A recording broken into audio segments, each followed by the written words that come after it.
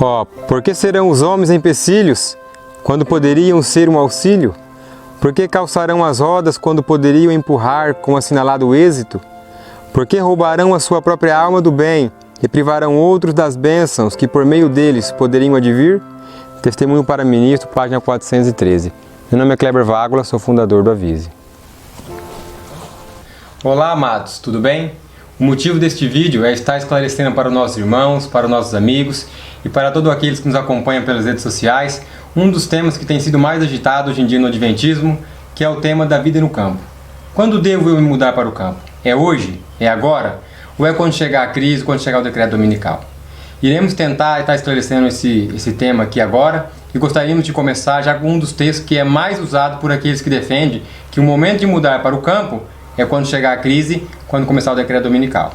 Que é o texto que está no livro Vida no Campo, na página 47. É o famoso texto do arrogar-se. Mas antes de nós adentrar nesse texto, nesse estudo, eu gostaria de ler um texto que está no Patriarcas e Profetas, na página 166, que diz assim: houve uma saída, uma decidida separação dos ímpios, uma escapada para salvar a vida. Assim foi nos dias de Noé, assim nos dias de Ló, assim aconteceu com os discípulos antes da destruição de Jerusalém. E, a parte mais importante agora, e assim será nos últimos dias. De novo se ouve a voz de Deus em uma mensagem de advertência, mandando seu povo separar-se da iniquidade que prevalece. Então aqui traz para nós uma semelhança com os dias de Noé, com os dias de Ló e com os dias dos discípulos, onde o povo de Deus tinha que separar-se. E o que nós temos que se perguntar, quando que é esse chamado? Para sair da cidade, para separar-se deles. É hoje? Ou é só quando chegar a crise no decreto dominical? Então agora o nosso irmão aqui ele vai estar trazendo para nós esse assunto sobre esse texto da página 47 do Vida no Campo. É isso, irmão Kleber. A questão está numa interpretação desse texto. Eu vou ler o texto na íntegra e aí nós vamos estar discorrendo sobre ele. Diz assim, página 47 do livro Vida no Campo. É o último texto do livro. Não é tempo agora de o povo de Deus estar fixando suas afeições ou entesourando nesse mundo. Não vem muito distante o tempo em que, como os antigos discípulos, seremos forçados a buscar refúgio em lugares desolados e solitários. Agora o ponto. Como o cerco de Jerusalém pelos exércitos romanos era um sinal de fuga para os cristãos judeus, assim o arrogar-se em nossa nação, o poder no decreto que torna obrigatório o dia de repouso papal, será uma advertência para nós. Será então tempo de deixar as grandes cidades, passo preparatório ao sair das menores para lares retirados em lugares solitários entre as montanhas. E agora, em vez de buscarmos dispendiosas moradas aqui, devemos estar nos preparando para mudar-nos para um país melhor, isto é, o celestial, em vez de gastar nosso dinheiro em nos comprazer a nós mesmos, cumpre-nos estudar a maneira de economizar. Então a questão aqui é dois detalhes importantes. Primeiro, observar os detalhes do texto. E o segundo, o significado da palavra aqui do radical, arrogar-se. Tá? Se nós vamos pegar o texto, o ponto principal dele. Vamos começar já pelo meio do texto. Como o cerco de Jerusalém pelos exércitos romanos era um sinal de fuga para os cristãos judeus. Tá? Primeiro que nós temos que analisar é como foi esse cerco.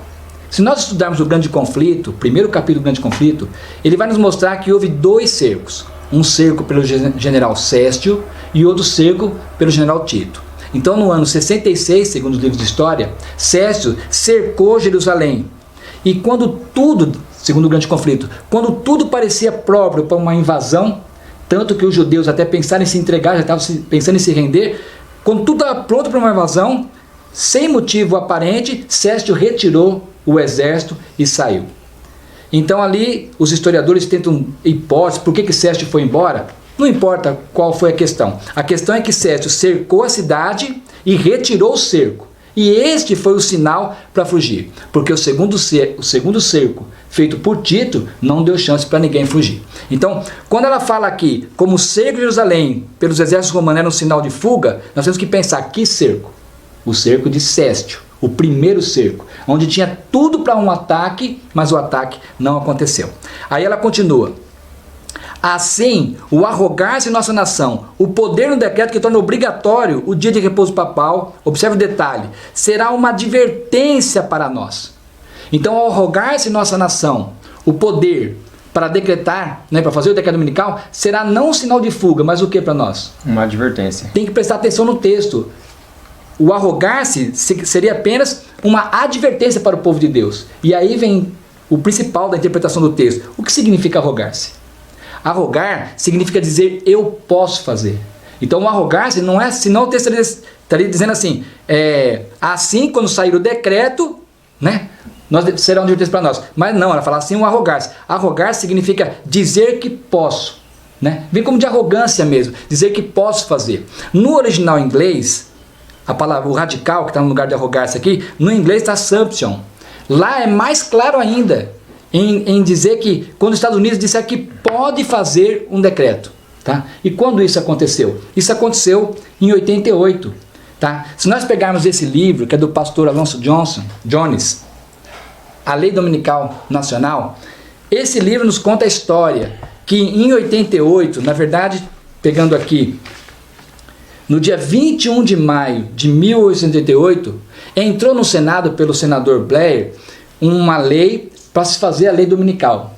Naquela época, os Estados Unidos tinha 42 estados. Dos 42 estados, 37 já tinha lei dominical. Ou seja, tinha tudo para ser aprovada a lei, como o primeiro cerco. Tudo para ser aprovada a lei. Nós sabemos que naquele ano, em outubro daquele ano, teve a famosa conferência de Minneapolis, onde Jones e Wagner apresentaram a mensagem de educação pela fé e que houve uma rejeição dessa mensagem.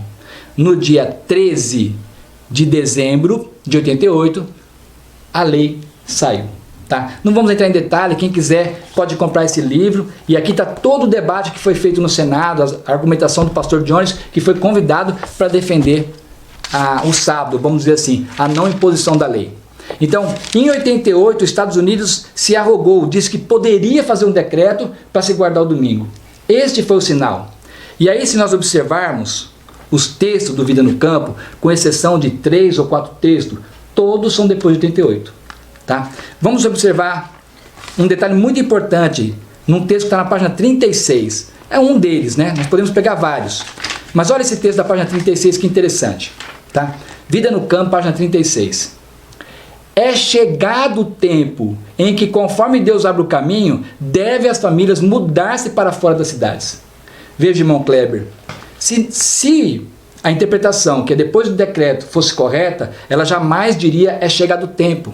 Vamos imaginar, vamos comparar, com relação com leite e ovos. Não era a época na época dela, não era o tempo na época dela de abandonar leite e ovos. O que ela fala então? Chegaria o tempo. Breve chegará o tempo, Vários textos, breve chegará o tempo, não será seguro mais usar ovos e leite, por exemplo. Mas aqui ela não fala breve chegará o tempo, ela fala é chegado o tempo. Conforme Deus abre o caminho, deve a família mudar para o campo. Esse texto foi escrito em 1903. E aí, se nós observarmos, todos os textos do Vida do Campo, com exceção de 2 ou 3, todos os textos são depois de 88. Depois que teve o sinal que o povo de Deus deveria sair. Vamos observar o texto na página 44, olha esse. Página 44 do livro Vida no Campo. Minha mensagem é: tirai vossas famílias da cidade. Qual é a mensagem para a época? Para tirar as famílias da cidade. Minha mensagem é tirar. Olha que ela continua ainda. Quer os homens ouçam, quer não, a mensagem deve ser dada. Então veja como já estava no tempo de sair para o campo na época dela. Nós estamos super atrasados. Minha mensagem é: tirai vossas famílias da cidade. Quer os homens gostem da mensagem, quer não gostem da mensagem, a mensagem tem que ser dada. Veja outro texto, página 11, do Vida no Campo. Falando da experiência de Ló, que o pastor Doni vai falar um pouquinho mais para frente, diz assim: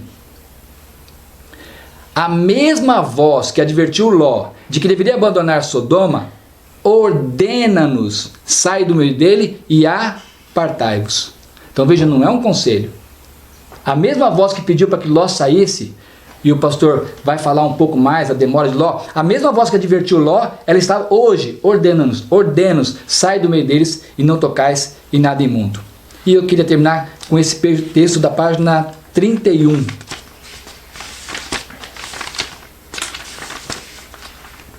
Olha, esse texto é muito interessante. Finalzinho do texto da página 31. Por essa razão, veja a necessidade de o povo de Deus se mudar das cidades para o campos, retirados, onde possam cultivar a terra e produzir sua própria provisão. Reparem, assim poderão criar os filhos com hábitos simples e salutares.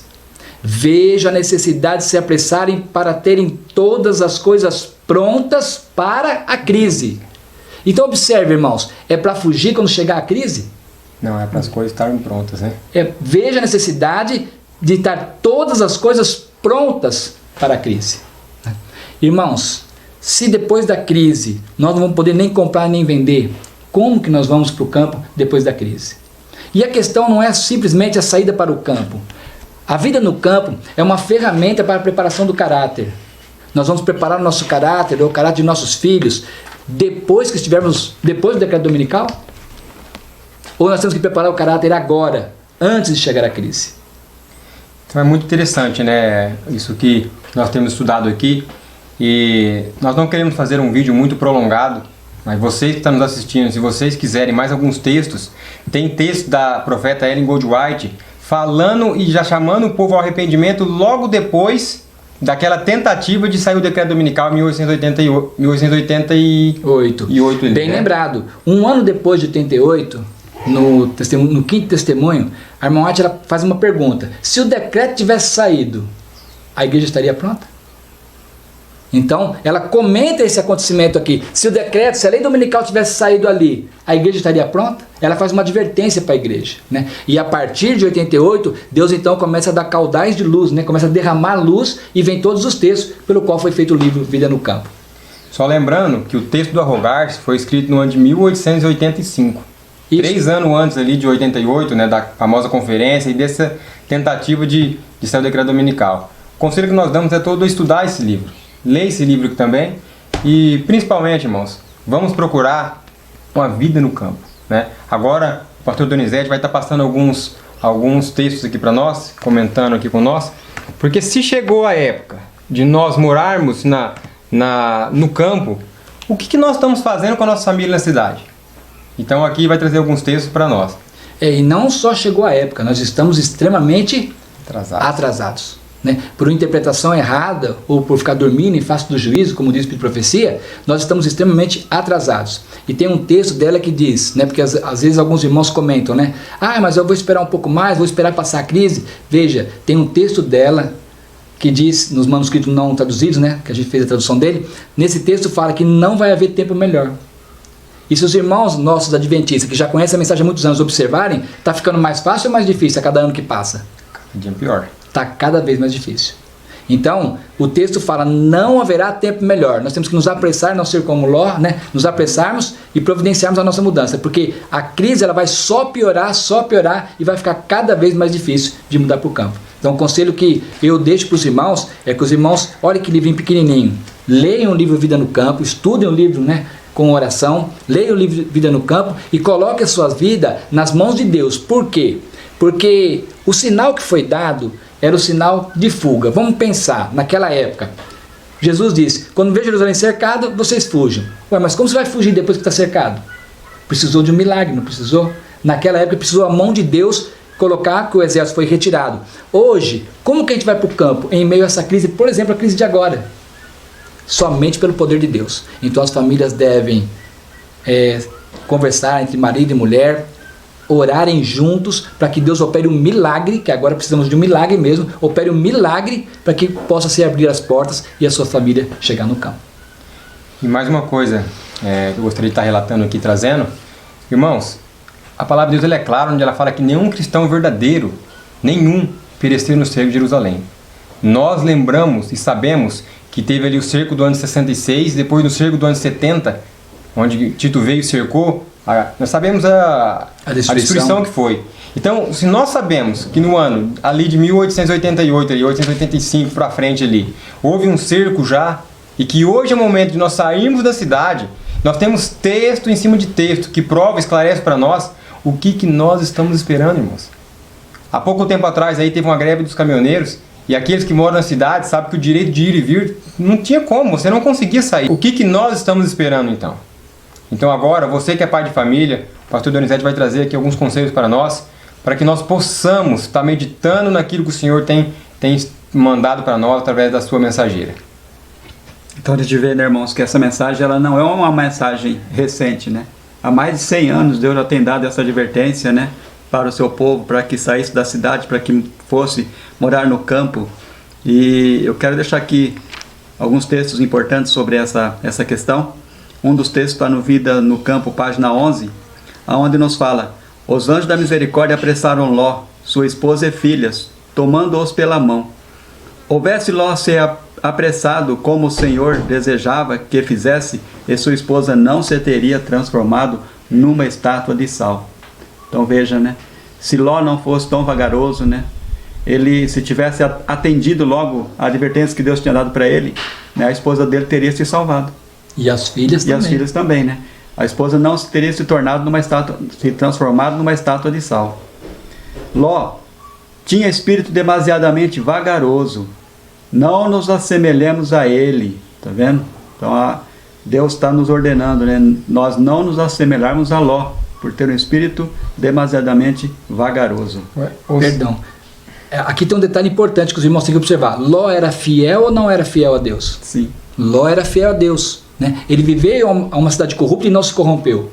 Mas o que o texto fala? O texto fala que ele foi vagaroso, ele foi protelando, demorou demais, né, para sair. Outra coisa também que nós poderíamos notar aí, né, é que eu, como chefe de família, se eu ficar demorando muito para tomar a decisão, quando eu tomar ela e me decidir mudar para o campo, pode ser que a minha esposa e que meus filhos já não queiram ir mais. E aí nós sabemos que, como aconteceu com Ló, né, se salvou por misericórdia de Deus, porque perdeu toda a família. Então que nós não venhamos ser vagarosos como Ló. Assim é o conselho que tem nos dado aqui a mensagem, né? Isso. E a continuação do texto ainda vem nos falando, né? Não nos assemelhemos a ele. A mesma voz que advertiu a Ló de que devia abandonar Sodoma, ordena-nos, sai do meio deles e apartai-vos, e não toqueis nada imundo. Foi logo no começo que o nosso irmão Valdemir comentou, né, a esse respeito. Então veja que é uma ordem de Deus. A mesma voz, né, que ordenou que Ló saísse de Sodoma, é a mesma voz que ordena a nós hoje, né? Os que obedecem a esta advertência encontrarão um refúgio. Veja a promessa de Deus. É uma promessa maravilhosa, né? Aqueles que obedecem à advertência, sair do meio das cidades, vão para o campo, diz que aqui a promessa é de que vai encontrar um refúgio. Aí nós vemos que toda advertência vem com uma promessa. Exatamente. Esteja cada homem bem desperto por si mesmo e procure salvar sua família. Veja a responsabilidade que nós, pai de família, temos. Nós temos que estar bem desperto a esse respeito, né, por nós mesmos, e procurar salvar quem? A nossa família. Né? Eu tive a experiência de Noé, né, conseguiu salvar quem? A sua própria família. Toda a família. Toda a família. Né? Cinja-se para o trabalho. Deus revelará ponto por ponto qual deve ser a próxima coisa a fazer. Então nós temos que estar dispostos a fazer o quê? Nos preparar, nos cingir para o trabalho. E nós vamos encontrar dificuldades? Sim, claro. Mas nós vamos ter a ajuda de Deus. E Deus vai revelar a ponto por ponto qual deve ser a próxima coisa a fazer. Aqui tem um detalhe importante, né? Se nós entrevistarmos todas as famílias adventistas que foram para o campo, todas saíram com um pensamento: eu vou no campo, vou fazer isso, vou fazer aquilo. E hoje elas estão fazendo tudo diferente daquilo que elas planejaram. Por quê? Porque elas colocaram a vida delas na mão de Deus e Deus foi revelando ponto por ponto. Então esse texto ele é muito interessante. Toda vez que eu converso com alguém que está no campo, mesmo com a nossa experiência, alguns saíram para o campo pensando assim: vou montar uma clínica de saúde.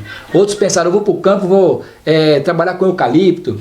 Cada um saiu para o campo com um planejamento, mas foi entregando a sua vida nas mãos de Deus e Deus foi revelando ponto por ponto. E hoje estão fazendo projetos ou morando em situação muito diferente daquela que imaginavam. Exatamente. É a providência de Deus, né? Deus vai guiando ponto por ponto, passo a passo. O que nós temos que fazer é se colocar na mão de Deus. Senhor, o que o Senhor quer que eu faça? E muitas vezes, irmãos, quando nós perguntar isso, o projeto de Deus vai conflitar o nosso projeto. Nós temos que se colocar, deixar Ele nos dirigir. E assim Ele vai levar nós ponto a ponto para fazer o que Ele deseja para nós. Não, e tem um detalhe importante nessas duas linhas, é que assim, quando a gente pensa em se mudar, a gente começa a fazer muitas perguntas para nós mesmos. E isso, e aquilo. E aqui Deus está pedindo um voto de confiança. Confie em mim, eu vou revelar ponto por ponto. Então Deus, ele não vai dar todas as respostas para nós. Ele vai revelando ponto por ponto. O que é necessário é colocar nossa vida na mão de Deus e dando os passos necessários para que Deus então vai revelando esses pontos para nós. Assim como foi na época de Jerusalém. Quando Deus falou assim, ó, quando você visse o cervo, fuja. Deus não falou que você ia ter uma casa, que você ia ter o que comer lá, ele pediu para fugir. Assim como ele fez também com Abraão. E assim ele pede para nós sairmos da cidade e procurar os lugares mais isolados.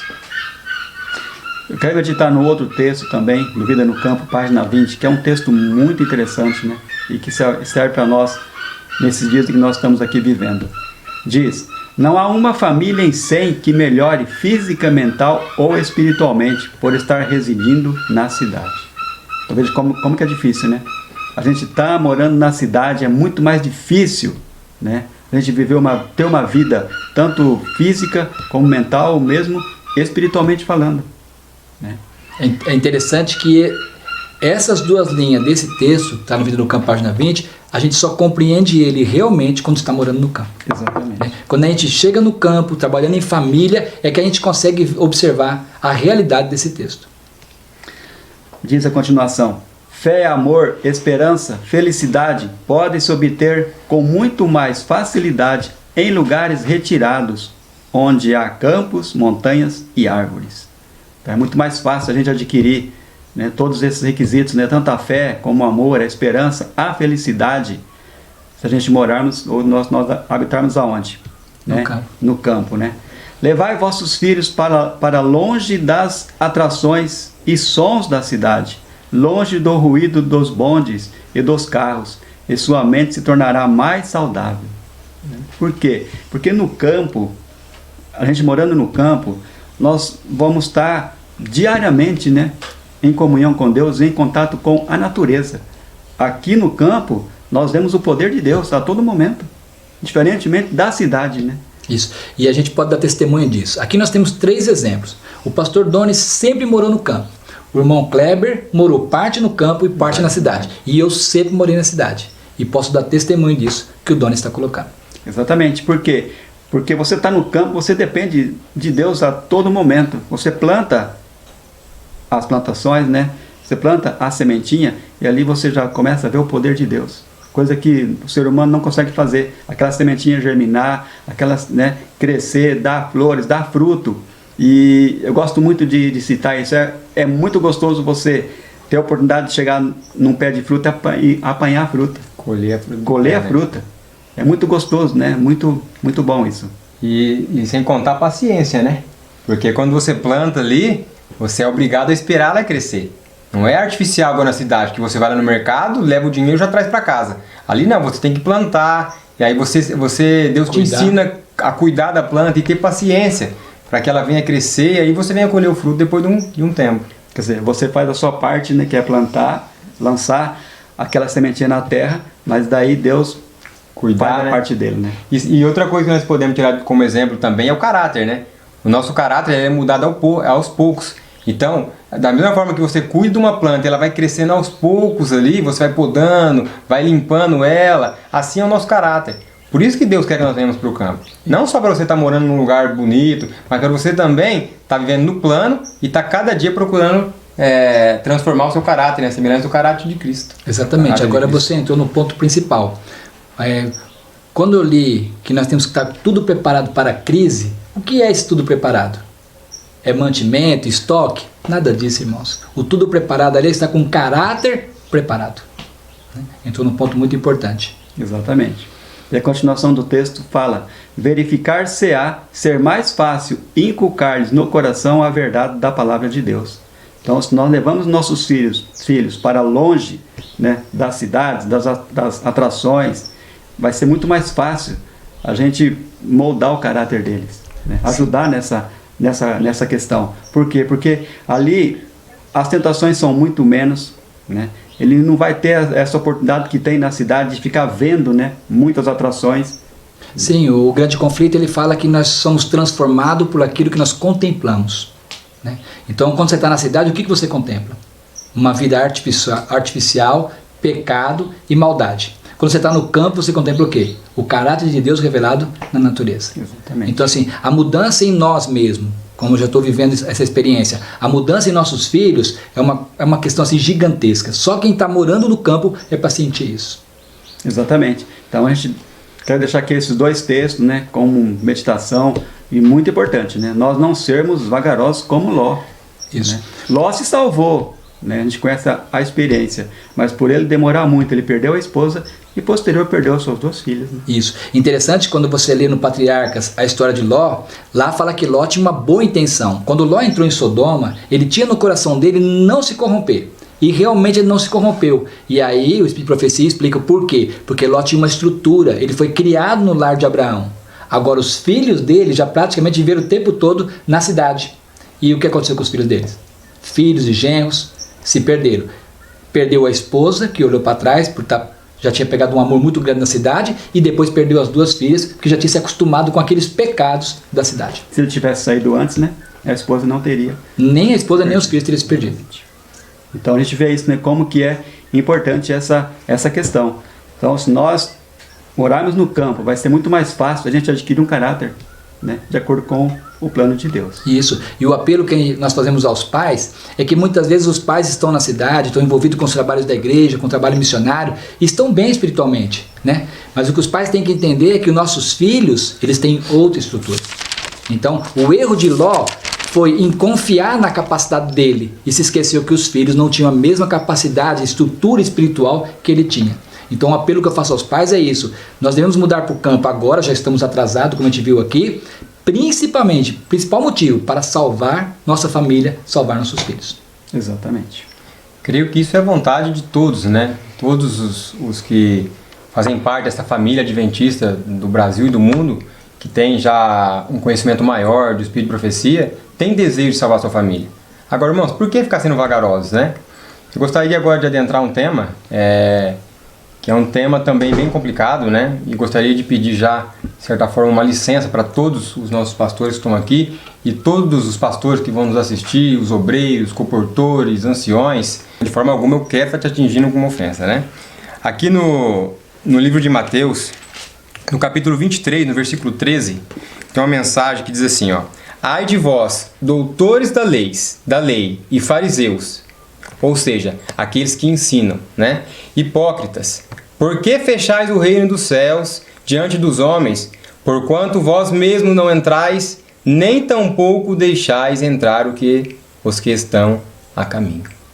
Irmãos, hoje nós temos presenciado a liderança que está cuidando, que está dirigindo o povo, tomar decisões ou fazer algumas acusações aqueles servos de Deus que têm procurado anunciar para que as pessoas possam sair da cidade e ir para o campo, com a intenção de estar ajudando. Então, assim, nós temos que estar meditando se nós não temos nos tornado pedra de tropeço. Se nós não estamos atrapalhando as pessoas que têm vontade de mudar para o campo a não ir. Porque através do nosso testemunho, das nossas acusações que nós fazemos, nós fechamos uma porta que pode ser que nunca mais ela vai ser aberta. Aqui nós vimos que chegou o momento das famílias saírem das cidades. Tem um texto também que fala que a força de Cristo estava na comunhão com Deus e na comunhão com a natureza. Ou seja, individualmente também nós temos que procurar comunhão com a natureza, comunhão com Deus, e no campo é o lugar mais apropriado para isso. Então por que eu vou ser uma pedra de tropeço quando eu poderia estar ajudando as pessoas?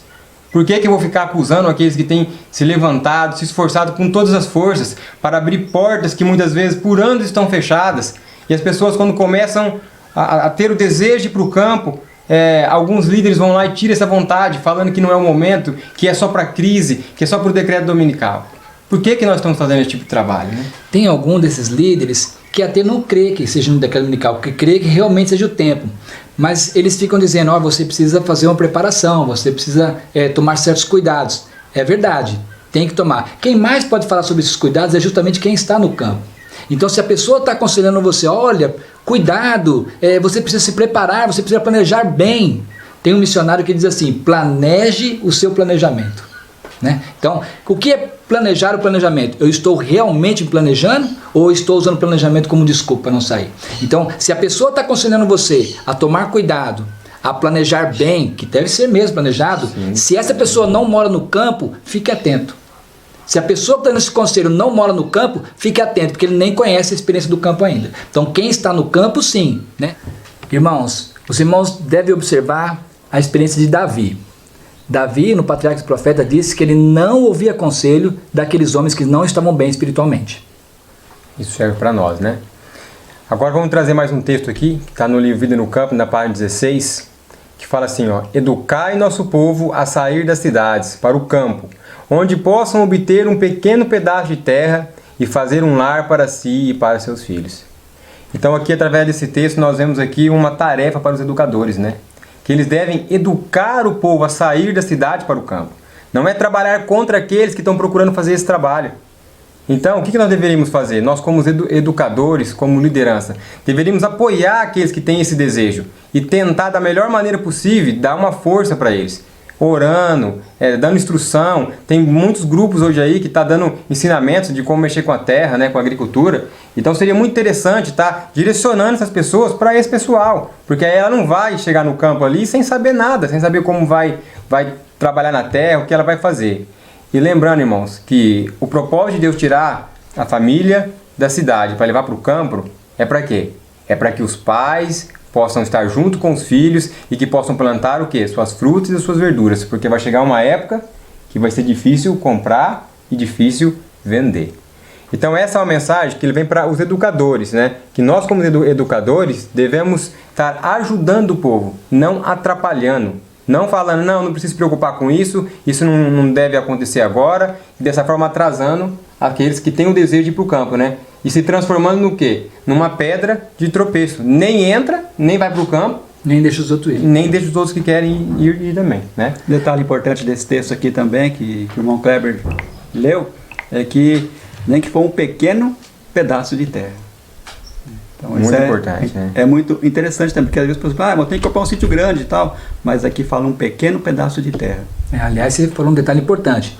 Deus nem pede para comprar. Se for possível comprar, a pessoa compra. Deus pede para as famílias saírem para o campo. Então tem muitas famílias, no caso do Kleber, por exemplo, ele não comprou sítio. Ele veio para o campo, alugou uma casa bem baratinha, porque no campo o aluguel é bem baratinho, e está com a sua família, com sua filhinha, morando no campo. O propósito é estar no campo, não é você ter uma terra, né? Claro que se puder ter é muito melhor. Tem outro texto que está no Testemunho para Ministro, na página 413, que a primeira parte dele, vocês já ouviram, né? Quando nós gravamos antes de começar o estudo, que é muito interessante. Fala assim, irmãos: ó, por que serão os homens empecilhos, quando poderiam ser um auxílio? Por que calçarão as rodas, quando poderiam empurrar com assinalado êxito? Então aqui a profeta ela vem fazendo uma pergunta: por que você vai ser um empecilho quando você poderia ser um auxílio? Detalhe aí. É um texto que está no Testemunho para Ministro. Foi escrito para quem? Para a liderança. Foi escrito para a liderança. Ela está perguntando por que vai ser empecilho quando poderia ser um auxílio, poderia estar empurrando. Por que travar as rodas quando poderia estar empurrando? Por que roubarão a sua própria alma do bem e privarão outros das bênçãos que por meio deles poderiam advir? Muitas pessoas podem se perguntar, muitos da liderança: eu não estou obrigando ninguém a não fazer isso. Irmãos, nós temos que entender que não é questão de obrigação, é questão de influência. Você que é líder, você tem um campo de influência muito grande. E quando você fala que não deve, que não pode fazer, você de certa forma está fechando uma porta que outros missionários, com muita luta e muito trabalho, abriram. Como falou ali, está deixando de fazer bem para a sua própria alma e para os outros. Para os outros também. Continua o texto, fala: esses rejeitadores da verdade permanecerão como desertos estéreis, onde não fluem águas refrescantes e curadoras. E o seu ministério, tão destituído de orvalho como eram as montanhas de Gilboa, onde não havia nem orvalho nem chuva, não estavam revestidos da unção divina e não transmitem bênçãos aos outros. Eu acho que esse texto ele é muito sério para cada um de nós, né? Porque eu vou fechar a porta para muitos que estão com vontade, com desejo de seguir esse caminho. Se você, irmãos, não querem ir para o campo, não tem o desejo, pelo menos permita que os outros que têm essa vontade vá. Não vamos impedir, e que esse texto não se cumpra com nenhum de vocês, líderes que estão nos assistindo, e com nenhum dos outros também, né? Que nós possamos ser uma bênção e não uma maldição. Bom, irmãos, eu preciso terminar essa mensagem, eu não posso terminar ela sem fazer um apelo para você que está nos assistindo. Para você, querido pastor, querido obreiro, querido ancião, diácono, você que fala para muitos ou você que fala para poucos. Irmãos, vamos parar de pregar paz e segurança quando pela frente o que tem é crise e sofrimento. Vamos pregar a verdade. Vamos pregar não só o que as pessoas querem ouvir, mas o que elas precisam de ouvir. Foi Deus que te chamou. Então seja um verdadeiro atalaia. Dê verdadeiro sonido para a mensagem. Faça o que Deus pediu para você fazer. E o que Deus pediu para você fazer não é perseguir aqueles que estão levando a mensagem para as pessoas. Mude. Pense. Reflita. Vamos lembrar do exemplo de Sansão. Sansão foi chamado para ser um libertador ali. De certa forma ele trouxe mais dor, mais sofrimento e mais vergonha. Será que nós não estamos fazendo isso? Através de estar bloqueando ou barrando as pessoas de pregarem a verdade ou tirando a influência que elas têm com outras pessoas? Vamos lembrar de uma coisa. Sansão se arrependeu, porque Deus é misericordioso. E assim pode ser que Deus está dando a oportunidade de você também se arrepender do trabalho que você tem feito. Sansão, com a sua morte, ele se tornou realmente aquilo que Deus desejava para ele. O nome de Sansão está na galeria dos heróis da fé. Que Deus possa te dar essa força, que Deus possa te ajudar, que cada um de vocês, e nós aqui também, possamos nos esforçar cada dia mais por ser um bom exemplo e dar um bom testemunho para todos aqueles que procuram fazer a vontade de Deus. Eu gostaria que todos vocês que são liderança entendessem que de forma alguma aqui eu quero atacar alguma pessoa ou atacar alguma denominação. A única coisa que nós queremos é procurar fazer a vontade de Deus. E que se você tem sido uma pedra de tropeço, você passe a ser uma bênção para todos aqueles que procuram fazer a vontade de Deus. Um forte abraço, Deus abençoe cada um de vocês. Até mais. Se você gostou do vídeo, compartilhe com as pessoas, Nós aqui do Projeto Avise estamos aqui de braços abertos nossas famílias para receber todos aqueles que têm já o sonho, o desejo de ir para o campo, que têm muitas dúvidas. Venha nos visitar, venha passar um final de semana conosco. A gente vai poder estar trocando experiência e conversando um pouco sobre esse assunto. Compartilhe o vídeo.